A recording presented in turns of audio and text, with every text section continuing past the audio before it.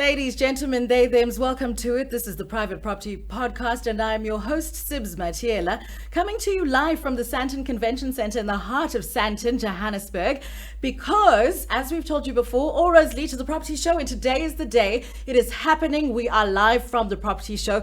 Joining me in studio, because some of you couldn't make it here in person or join us virtually, but we decided you shouldn't be left out of the conversation, so we are bringing you almost everyone from the property show to come and give you a little bit of a taster of what they were doing there today, and teach you all of the things that you need to know and answer all of the questions that you need answers.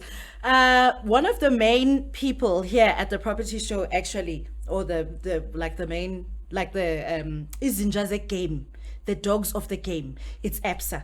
So I'm joined in studio by Zydah Manuel, who is the portfolio manager for first-time home buyers at Absa. Zydah, welcome. Thank you. Zydah, sorry. Thanks for having me on the show again, Sims. Thanks so much. Sure, it's Sibs. See, Sibs. now we're getting each other's names wrong, Sibs, but it's Sibs. fine. There we go. Tell me about the property show.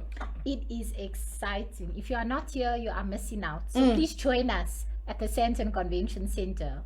Please. What are you missing out on if you're not here? You are missing out on connecting, learning, meeting industry partners that can help you with expansion of your property journey, or entering the property journey, or even better yet, becoming an investor and creating a property wealth portfolio. Zydah, you are, in the department of first-time home buyers. You deal with them all of the time, and this is your thing. Yeah. These are the people that you are helping in life Yes. get their stuff together and get their coins together and collect their bags and buy their first-time home.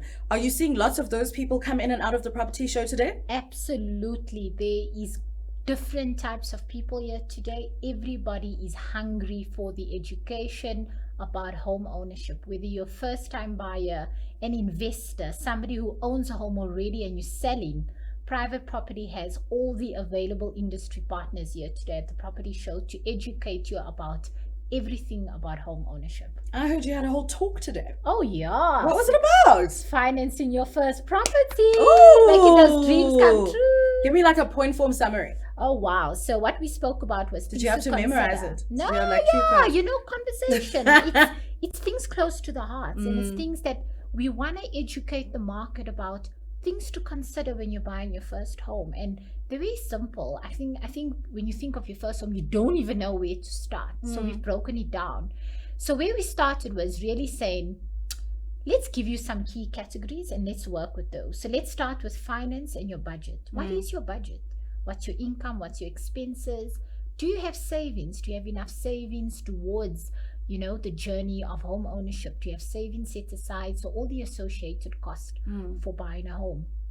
And then your budget. What's your income? What's your expenses? Is there surplus in your budget for you to become a homeowner? Because it's like an appointment with yourself, you and yourself and your money. And what does that look like? And then I think the next category is really your credit score. What is your credit score? Do you even know what your credit score is? And your credit score is driven merely by the credit obligations that you've taken up and those repayment towards those, and it builds a credit history profile. And you can access a credit report from our credit bureaus, TransUnion or Experian. And then the third category we looked at, what are those additional expenses? So you're excited, you want to be a homeowner, yay. But what else comes with being a homeowner? So those additional expenses like rates and taxes that you need to account for in your budget, electricity and your electricity, water bills. Levies can become a new expense in your budget, because if you're buying in a sectional title property, levies becomes a new expense in your budget, as well as insurance. Insurance becomes a new expense in your budget, because you need to think of structure insurance, you need to think of home content insurance for the contents you have in your home, and then of course credit life insurance. So when you take up the finance or the bank, you want to pay that insurance, so if anything happens in event of a death or disability, you're covered, and you leave in your asset, your home, you're leaving it behind, and your loved ones are not struggled and don't have a home. And then the other category we looked at was, okay, so you've done your financing, you've checked your credit score, you worked out the numbers, so what's next? How much could you qualify for? So do a pre-qualification and better understand, okay, so linked to my finances, what could I afford? And it's nice to know, I have a good ballpark figure before we start seeing great homes and we're like, okay, but let's come to reality. I can't afford this. So let me actually do a reality check and what can I afford? Mm. And that gives you a good estimate of the price ranges you're looking at. And then you can start going on the property search. And using Private Properties Portal, great, lots of properties, very good information. Looking at suburbs, different type of suburbs, different what is in those suburbs? Are there amenities? Are they close? Do they meet your lifestyle obligations, your criteria? And then you can look at suburb reports, understand what is in that suburb, how is the suburb, the surrounding properties, what are the average prices, valuation of those properties, are there good transport networks? And then, of course, once you've known, you go and check out a property and check out a suburb, because it's good to understand the property you're interested in from a structure perspective, as well as, the surroundings, the security. What does security look like in the suburb? What is the average price properties? What have they sold properties before? Is there a park I can walk my dog? Recreational facilities? Is there medical facilities close by? Other amenities, shopping centers, schools? Schools are important.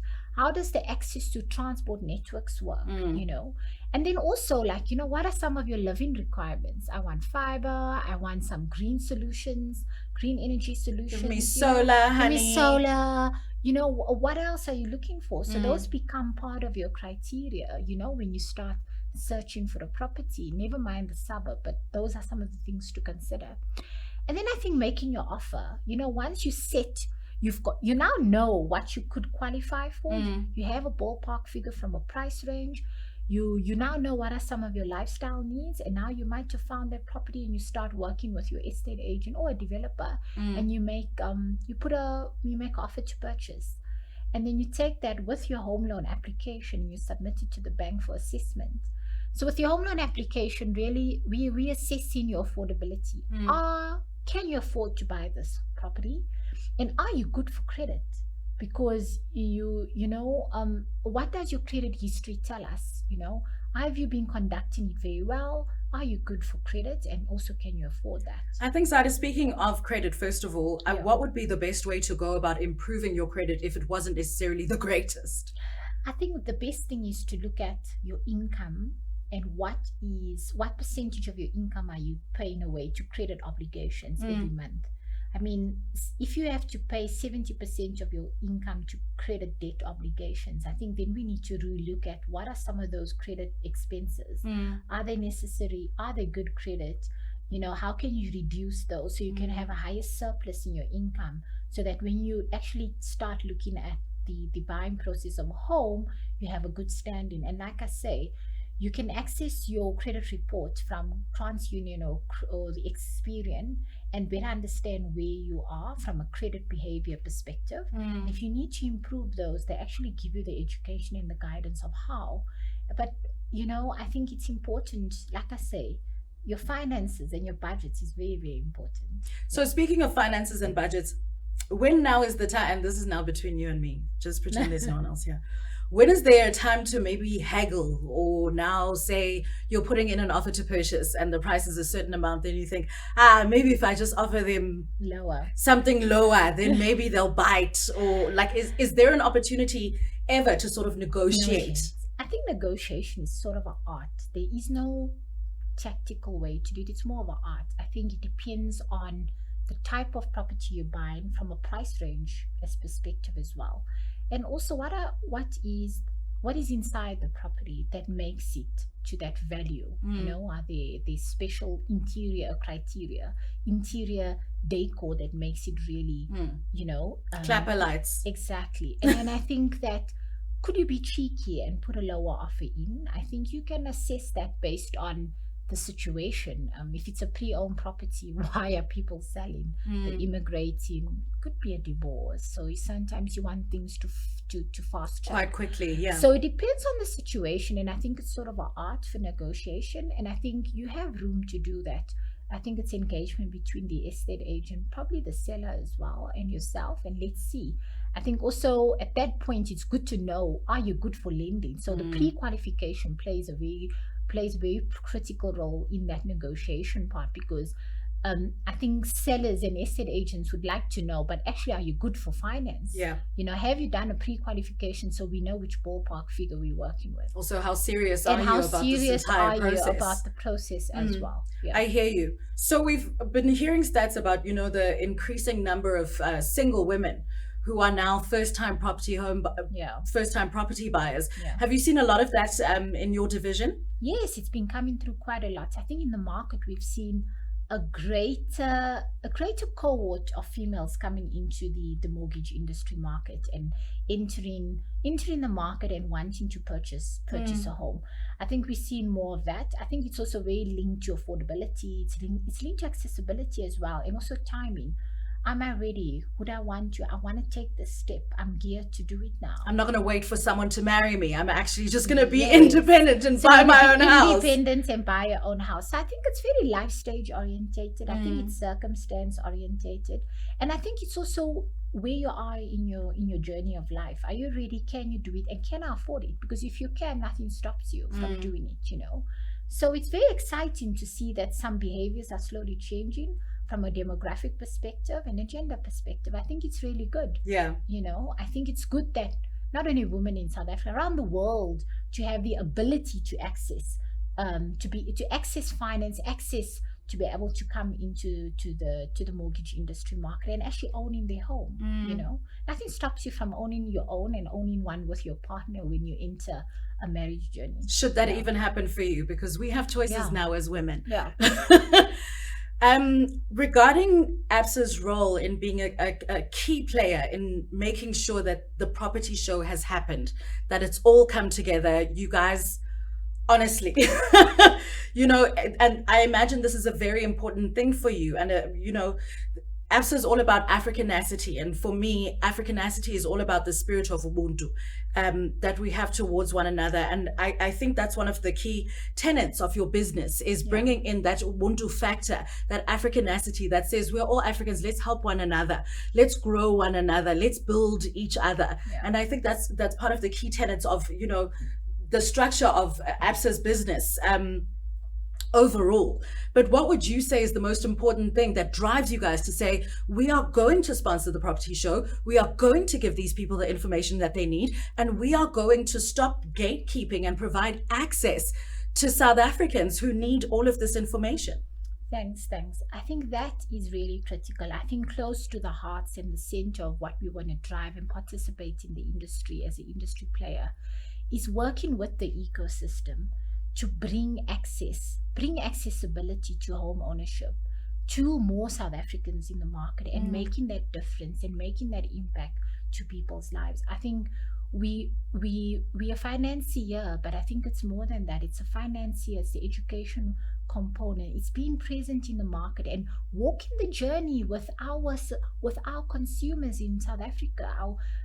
We all live in this country, and let us help each other get to the journey of home ownership and being a participant in the ecosystem to bring that to life and creating the accessibility and educating and being the driver of that and being the center of where consumers are and bringing this to them so that they can make those decisions and journey with consumers as they make the decision of home ownership and stand with them through this journey so that they can, have something for their loved ones, leave a legacy, use it as an entry point for wealth creation. We live in a country where sometimes it's the first time people are buying a home for themselves, for their families, for the extended family. So it's really something, it's a dream, and we want to make those dreams possible, a reality, and we want to be a participant in those and make an impact in South Africans' lives by participating in the ecosystem to bring home ownership and the accessibility to it to more South Africans. Thanks. Now that's Africanacity. Listen, thank you so much for joining me. Thank you so much. Will you be speaking again tomorrow? Me. Yes, for Wonderful. Sure. Financing your first home. Catch us at the property show, the only place to be at Sandton. Yes. Thank you so much. Thank you so much. I look forward to seeing you again. Absolutely. Anything for Absa. Thank you for having me, Sibs. Thank you so much. Red is definitely your color. Thank you so much. You look Thank amazing. You. Listen, thank you. It's all going down at the property show. I'm going to be giving you more content, honey, but that's it for today. I'll see you on tomorrow's episode. Good night.